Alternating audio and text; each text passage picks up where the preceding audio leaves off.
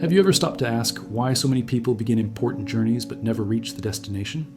Why so many carry vision, promise, and strength, yet die halfway through the process? What makes someone leave the place of pain but settle before fulfillment? These are not abstract questions. They are existential ones, because every human being carries a point of departure, a place of destiny, and a dangerous middle ground where many stop without realizing it. The Bible does not tell stories to entertain. It reveals patterns. And the pattern in Genesis exposes lives that know where they want to go but do not know how to deal with what appears along the way. The problem was never the absence of destiny, but the inability to cross pain without living inside it. Terah knew where he wanted to go. He was not ignorant, foolish, or lacking vision. He saw Canaan before Abraham ever heard the voice of God. This dismantles the idea that hearing God alone guarantees arrival. Terah had vision, initiative, courage to leave Ur of the Chaldeans, strength to move an entire caravan, yet he still died before the destination. This teaches an uncomfortable truth. Vision does not guarantee completion. Starting is not proof of faithfulness to the end. Leaving the wrong place does not mean arriving at the right one. The text reveals something subtle and profound. Terah leaves because of the pain of losing his son, Haran. He changes geography, trying to escape unresolved grief. Moving locations can help, but it does not heal. Geography does not cure emotional wounds. It only distracts for a while. On the way to Canaan, he passes through a region called Haran, a place that carries the same name as his dead son. There, the memory of pain awakens. And when pain is untreated, it paralyzes. Terah does not return, but he does not advance either. He stops. He settles. He dies in the middle. This is a silent spiritual law. Places that activate unresolved pain are not places to live, only places to pass through.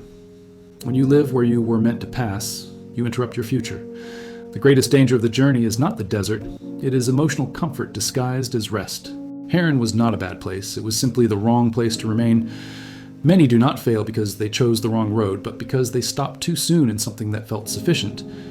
Abraham also carried pain. He lost his brother and later buried his father in the same place where the dream stopped. But there is a difference between Terah and Abraham. Abraham did not allow memory to govern his movement. When God speaks to him, the first command is not arrive, it is leave. Because no one arrives until they truly learn how to leave. Leaving is not physical, it is emotional, spiritual, internal. Leaving means refusing to negotiate with what almost destroyed you. God does not immediately reveal the destination. He says, "Go to the land I will show you." This breaks the human obsession with control. Abraham does not walk by maps, he walks by relationship. Those who need to know everything before obeying never walk with God, they walk with false security. The destination was not Canaan, the destination was knowing God along the way. Canaan was consequence, not final purpose. Along the journey, Abraham passes through similar places, but he does not stop. He does not build a home where pain tries to speak louder. He does not negotiate with memories that could hijack his future, and when he finally arrives, he does not rest. He builds an altar. That changes everything. An altar reveals priority. Those who build altars at the destination receive more than they asked for. God sees that Abraham wanted more than land. He wanted presence. That is why the promise expands. Even before the first promise is fully fulfilled, others are released. When someone understands that relationship matters more than reward, God enlarges territory. This is not haste, it is maturity. God does not accelerate processes because of anxiety. He releases expansion because of alignment. The greatest trap of the journey is it looks like it, but it is not. Haran looked like Canaan. It had comfort, structure, rest, but it only resembled it on the surface. Satan rarely tries to stop you from leaving. He tries to make you comfortable in the middle. He does not need to make you go back. He only needs you to stop. Comfort kills more destinies than persecution. That is why so many live lukewarm spiritual lives. They are not far from God, but they are not walking with Him either. They do not deny the promise, but they do not move toward it. They live remembering what they lost, what hurt them, what failed, and they call it wisdom, when in reality it is fear disguised as maturity. God allows encounters with old pain not to destroy you, but to test whether you are healed.